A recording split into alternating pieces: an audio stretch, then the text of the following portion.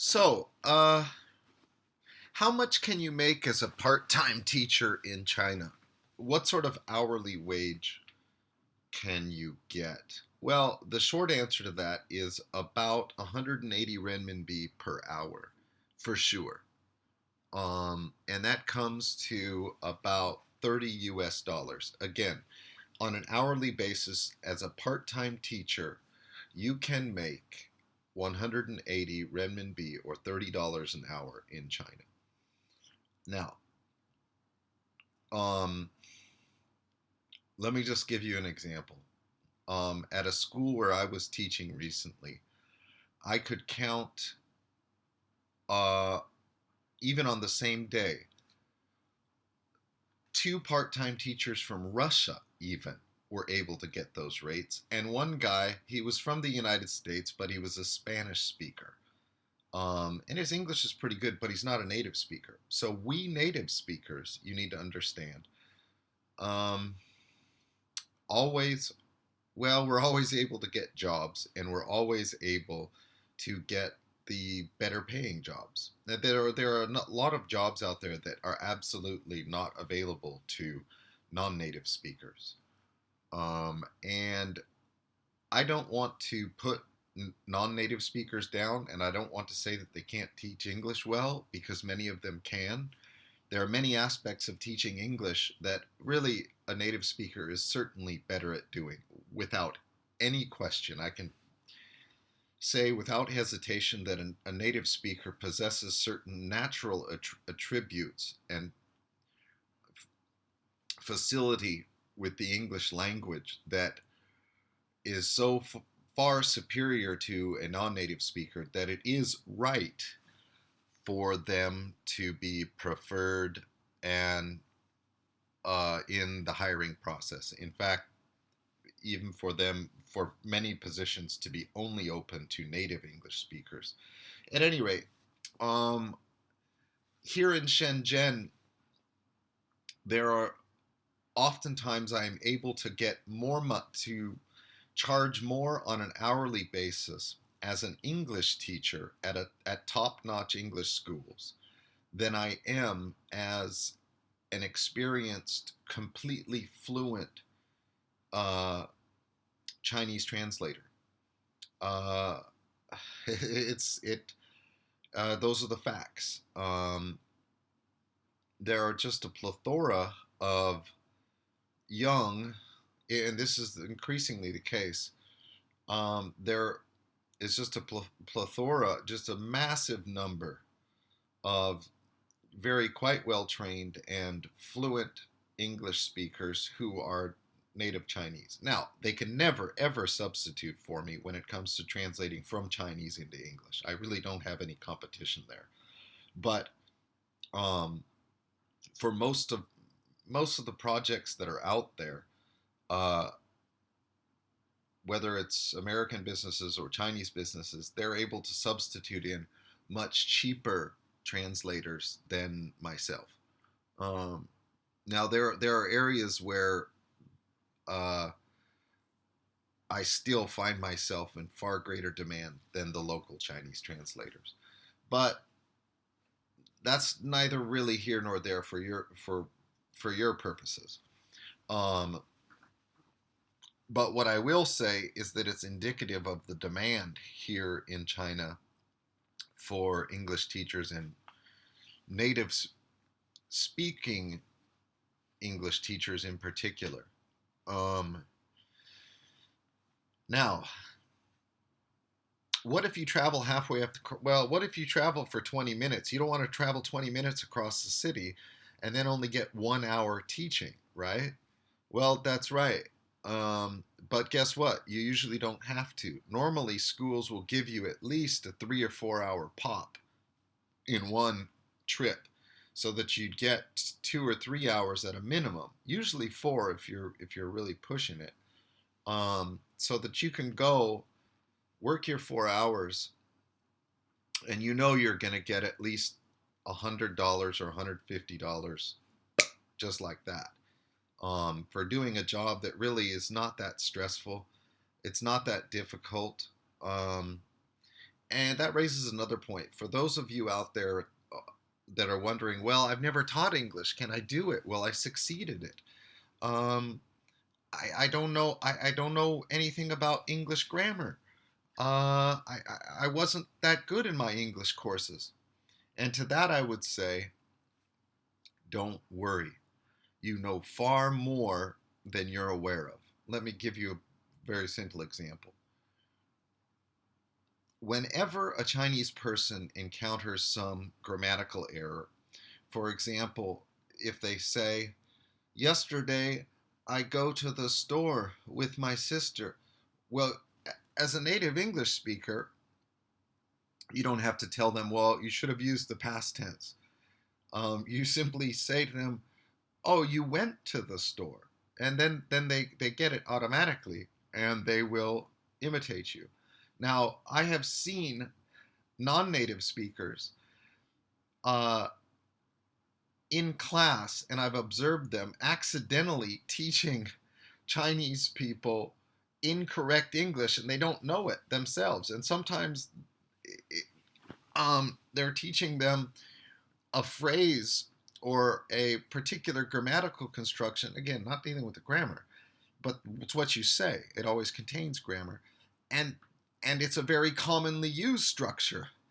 They would say, "Oh, very well. Oh, very well," when responding to some of their answers to give them encouragement. But what's wrong with that grammatically, which you don't need to know? Now, I know, obviously. And there is some virtue in knowing the grammar. What's wrong with that is you don't use adverbs to modify nouns.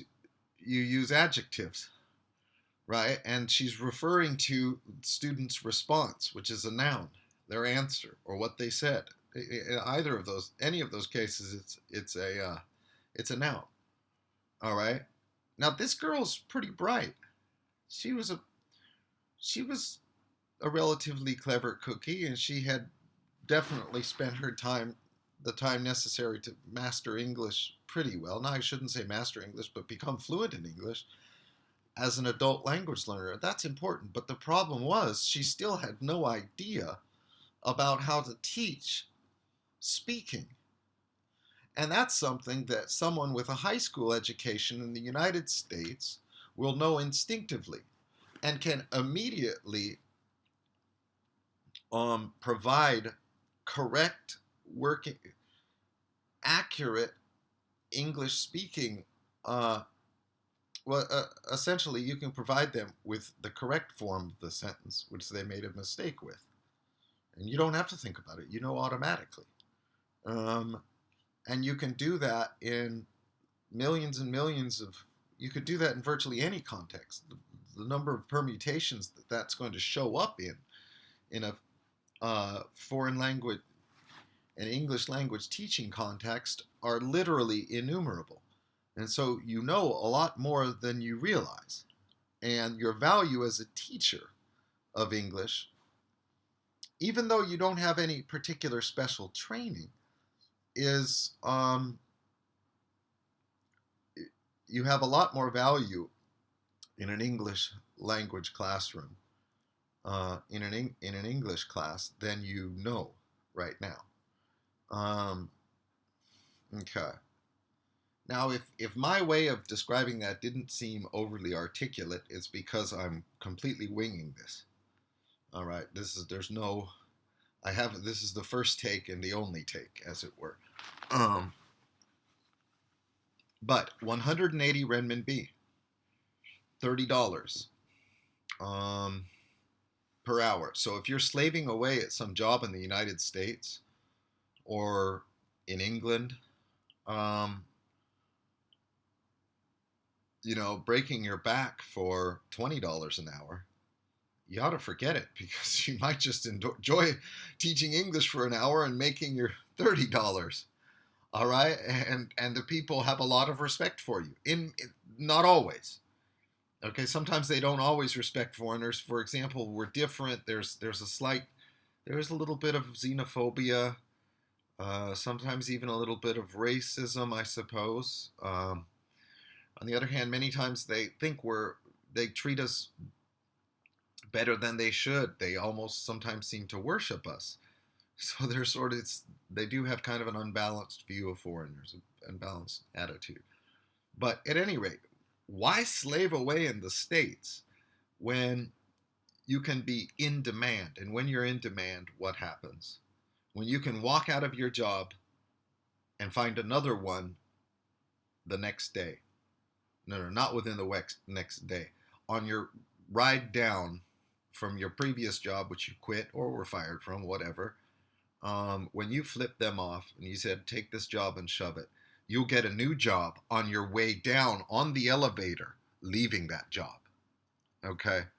So it's not a question whether you can get a job. It's being careful that you don't get sucked into a situation where, for example, you get a visa that's tied to a particular school and the terms aren't good.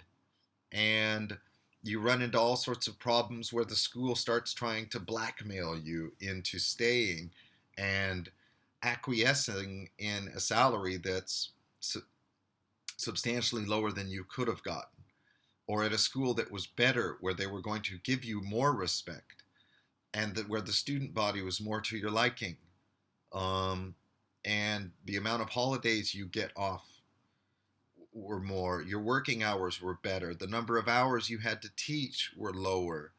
All these different things should be very important to you, and it's better to start at the top of there's no point in wasting your time getting less money than you deserve. And I know for a fact, I've spoken to, I've seen many people who, one time I went in, taught for 4 months at a school. They paid me a tremendous amount of money. They gave me $1,000 cash money right in my hand, just right there. We need you. Come here. And it was when I was first coming down to Shenzhen. I was just kind of setting up down here. And I needed to get a new visa. And they gave me all kinds of credit. They put all this dough in my hand for a really easy job. And I encountered two other teachers that they had brought in. They were young Americans, and they were doing a so-called internship, and they were getting paid a pittance.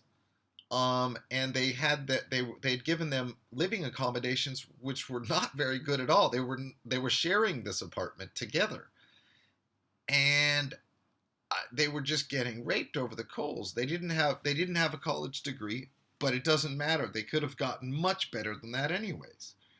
So what I'm saying is that there are many schools, they'll take you to the cleaners if you let them. They will take you to the cleaners. After all, they might say to themselves, well, he or she can go back to his own country, his own rich country. I should